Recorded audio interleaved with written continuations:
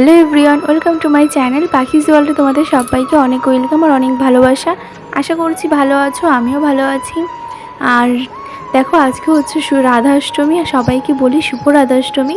আর আমি দেখো স্নান টান করে চলে এসেছি ঠাকুর ঘরে। আর এই ঘরটা তো সবাই চেনো যারা আমার বেশি ডেলি ব্লগগুলো দেখো আর কি। তো দেখো এখানে এই মালাগুলো গাঁথতে একটাই মালা গাঁথবো, তার জন্য আমি বসে গেছি এখানে মালাটা গাঁথতে। আর মা ওদিকে রান্নার যেগুলো ভোগ লাগানো হবে সেগুলোর আর কি সব কিছু জোগাড় করছে। আর এই কদিন আমি ভিডিও দিতে পারিনি, আমার শরীরটা খুব খারাপ যাচ্ছে, সেই জন্য কোনো ভিডিও দিইনি। তাই ভাবলাম ছোট্ট করে একটু রাধাষ্টমী করেছিলাম, তাই জন্য আর কি সেটাই তোমাদের সাথে ভেবেছি শেয়ার করব। যেটুকু পেরেছি সেটুকুই শেয়ার করছি। তো চলো ব্লগটা দেখতে থাকো, আর কেমন লাগলো সেটা কিন্তু আমাকে কমেন্টে জানিও। আর মালাটা গেঁথে তারপর আমি রাধাকে আর কি রাধারানীকে পরাবো, সেটাও তোমাদের সাথে শেয়ার করব। কী কী রান্না করেছি সবটাই শেয়ার করব। তো চলো ব্লগটা স্কিপ করো না, পুরোটাই দেখতে থাকো।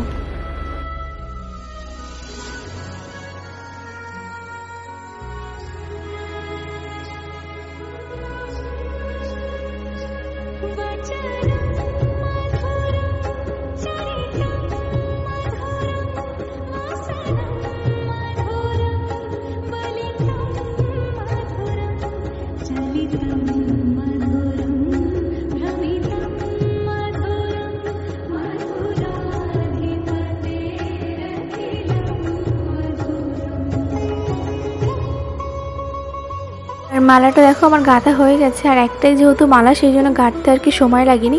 মালাটাকে গঙ্গা জল দিয়ে একটু ছোঁয়া গঙ্গা জল দিয়ে তারপর আমি রাধারানীকে এখানে পরিয়ে দিলাম।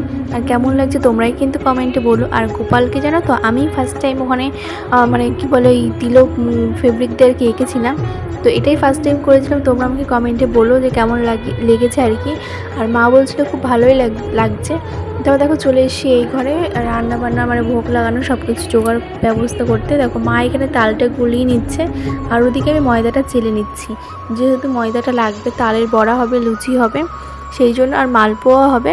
তো সেই জন্য ময়দাটা চেলে নিচ্ছি একবারে, যেহেতু লাগবে অনেকটাই। আর মা এখানে অনেকক্ষণ ধরে জানো তো তালটা গোলাচ্ছে, এত সময় লাগে, আমি তো তাল গোলাতে পারিই না। তো যাই হোক, আর বলি জন্মাষ্টমীতে আমি কোনো ভিডিও তোমাদের সাথে শেয়ার করিনি।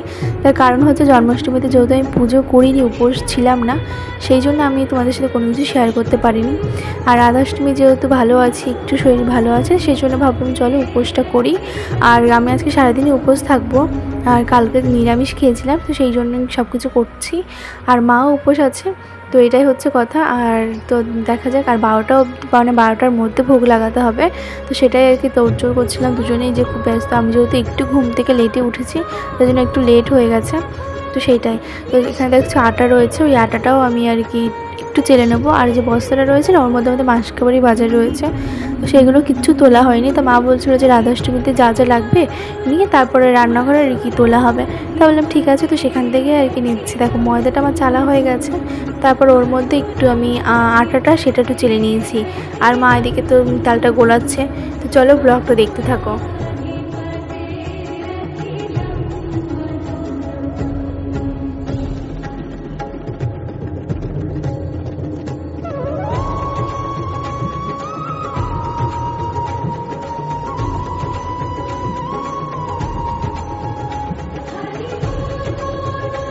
তারপর দেখো আমি ময়দাটাও মেখে নিয়েছিলাম, আটাটা চেলে আর কি, আটা ময়দা চেলে তো দুটোই একসাথে মাখিয়ে নিয়েছি।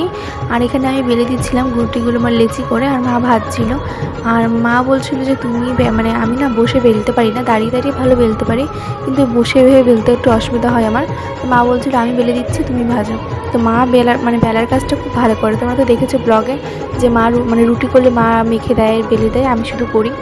তো আমার ওটাই ভালো লাগে, আমার বেলতে মাখতে একদম ভালো লাগে না।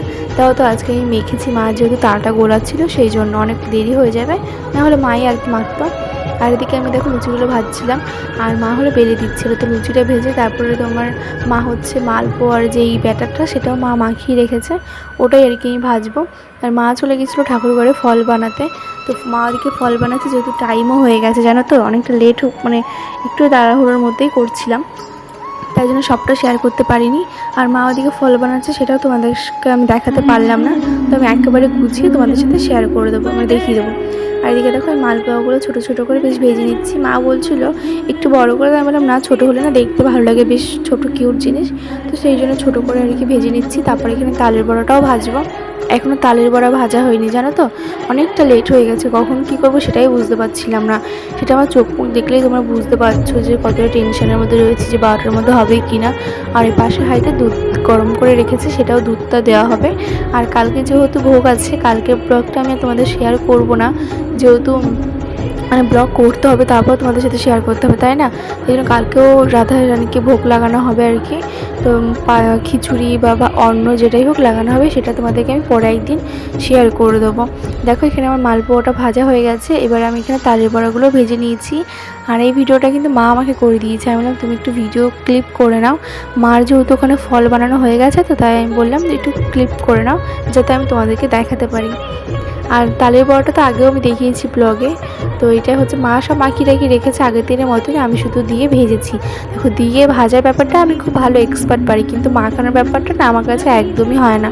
দেখো তারপর এখানে মা এখানে সব কিছু গুছিয়ে নিয়েছে, আমি একটু গুছিয়ে দিয়েছিলাম। আর এখানে মা এখন তুলসীপত্র দিয়ে দিচ্ছে। এবার ভোগ নিবেদন করা হবে, তারপর পুজো শুরু করা হবে। তো চলো ব্লগটা দেখতে থাকো, সঙ্গে থাকো।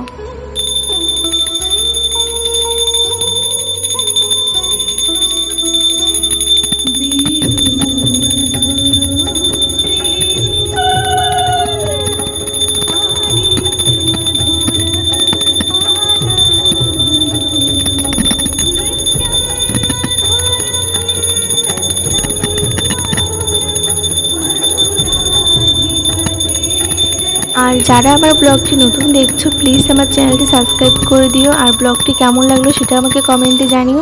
আর কমেন্টে রাধে রাধে বলতে কেউ ভুলো না। তো আজকে ব্লগটা আমি এখানেই এন্ড করছি। কেমন লাগলো সেটা কিন্তু আমাকে কমেন্টে জানিও। দেখা হচ্ছে অন্য কোনো ব্লগে। ততক্ষণ টাটা।